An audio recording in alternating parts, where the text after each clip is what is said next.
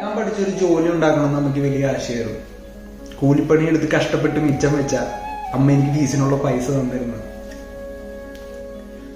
അമ്മയെ കുറിച്ച് ഓർക്കുമ്പോൾ മനസ്സിലേക്ക് വരുന്നൊരു ചിത്രമുണ്ട്. അതായത് ഈ സ്കൂൾ ഫീസ് ഒരിക്കലും കൃത്യസമയത്ത് കൊടുക്കാൻ പറ്റില്ല. ഫൈനും ഒക്കെ ആവും. ക്ലാസ്സിൽ നിന്ന് പുറത്താക്കുന്നതിന്റെ മുന്നോടിയായി ഒരു ദിവസം മുഴുവൻ മാഷി ക്ലാസ്സിൽ എഴുന്നേൽപ്പിച്ച് നിൽക്കുന്ന ഒരു പരിപാടിയുണ്ട്.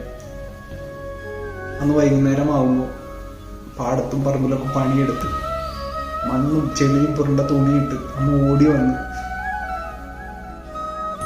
ക്ലാസ് റൂമിന്റെ ജനാലയ്ക്കിൽ നിന്നൊരു വിളിയുണ്ട്, മോനെ ഉദയാണ്.